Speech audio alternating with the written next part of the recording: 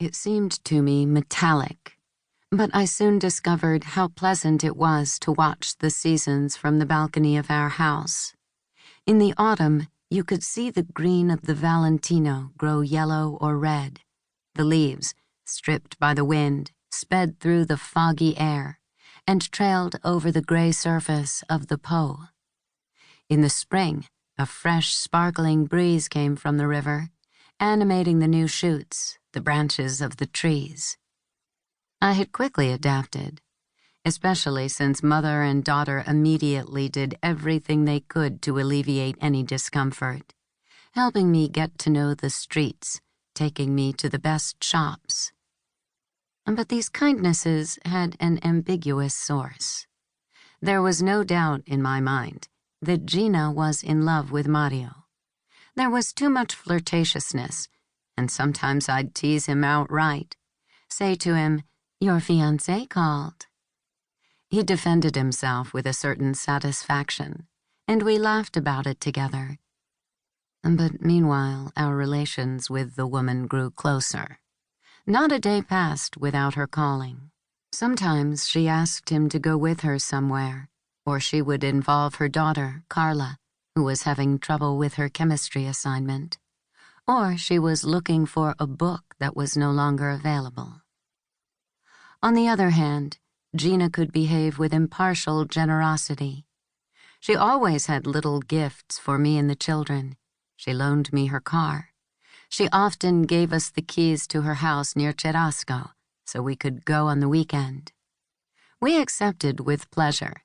It was nice there, even if there was always the risk that mother and daughter would suddenly appear, turning our family routines upside down.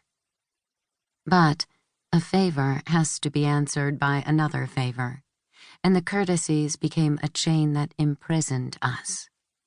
Mario had gradually taken on the role of guardian for the girl.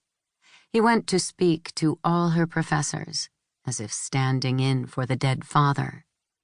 And although he was overburdened with work, at a certain point he had even felt obliged to give her chemistry lessons. What to do? For a while I tried to keep the widow at a distance. I liked less and less the way she took my husband's arm or whispered in his ear, laughing. Then one day everything became clear to me. From the kitchen doorway, I saw that little Carla, saying goodbye to Mario after one of those lessons, instead of kissing him on the cheek, kissed him on the mouth. I immediately understood that it wasn't the mother I had to worry about, but the daughter. The girl, perhaps without even realizing it, and who knows for how long, had been assessing the power of her swaying body, her restless eyes, on my husband. And he looked at her as one looks from a gray area at a white wall struck by the sun. We discussed it, but quietly. I hated raised voices, movements that were too brusque. My own family was full of noisy emotions, always on display, and I, especially during adolescence, even when I was sitting mutely, hands covering my ears in a corner of our house in Naples, oppressed by the traffic of Via Salvatore Rosa, I felt that I was inside a clamorous life, and that everything might come apart because of a too piercing sentence, an ungentle movement of the body. So I had learned to speak little and in a thoughtful manner, never to hurry, not to run even for a bus, but rather to draw out as long as possible the time for reaction, filling it with puzzled looks, uncertain smiles. Work had further disciplined me. I had left the city with the intention of never returning, and had spent 2 years in the complaints department of an airline company in Rome.